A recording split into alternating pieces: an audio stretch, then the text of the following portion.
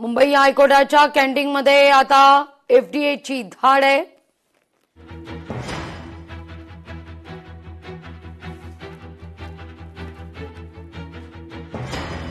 मुंबई उच्च न्यायालयाच्या कॅन्टीनमध्ये एफडीएनं धाड टाकलेली आहे.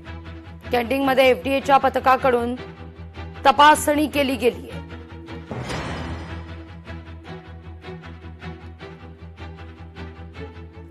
मुंबई उच्च न्यायालय आणि मंत्रालयातही एफडीएनं धाड टाकल्याचं पाहायला मिळत आहे. मंत्रालयाच्या कॅन्टीनमध्ये देखील एफडीएनं या ठिकाणी धाड टाकलेली आहे. मंत्रालयातली ही दृश्य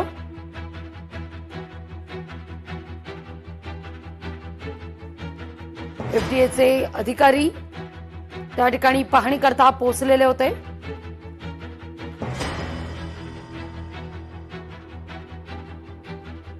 एफडीएच्या कारवाईच्या धसक्यानंतर मंत्रालयातील कॅन्टीनमध्ये आता ही स्वच्छता, कर्मचाऱ्यांच्या हातात हँड ग्लोव्ज, डोक्यावर कॅप, खाद्यपदार्थांवर जाळ्या,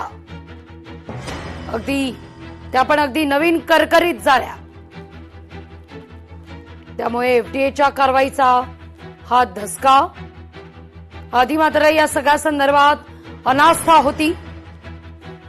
स्वच्छतेची काळजी आधी का घेण्यात आली नाही असा प्रश्न आता उपस्थित होताना दिसतोय. अधिक माहिती घेतोय आपल्या प्रतिनिधी स्नेहा जाधव यांच्याकडून. स्नेहा, आधी जी काही स्थिती दिसत नव्हती ती अचानक एफडीएच्या या पाहणी पथक दाखल झाल्यानंतर पाहायला मिळतीये. एफडीएनं धडक टाकली असता नव्या कोऱ्या जाळ्या दिसत आहेत. त्या ठिकाणी अन्नावर हँड ग्लोव्ज घातलेले कर्मचारी, टोपी घातलेले कर्मचारी. आपण पाहतोय एफडीए कडून बऱ्याच कारवाई करण्यात येत असतात आणि त्यांची वाहतूक आता मंत्रालयाच्या कॅन्टीनमध्ये जे कर्मचारी आहेत त्यांची देखील घेतलेली आहे. कॅन्टीनमध्ये आपल्याला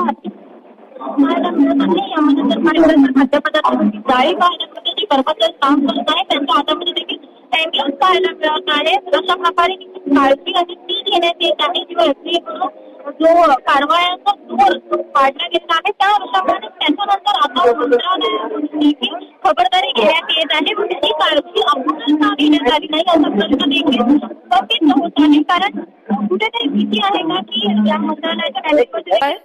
स्नेहा, लक्षात येतोय मुद्दा. धन्यवाद तुम्ही दिलेल्या सविस्तर माहिती करता.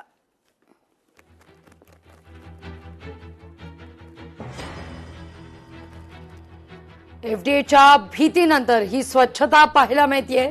सारांनाच आश्चर्याचा धक्का. लोकशाही मराठी ऐका, पहा, जागरूक रहा.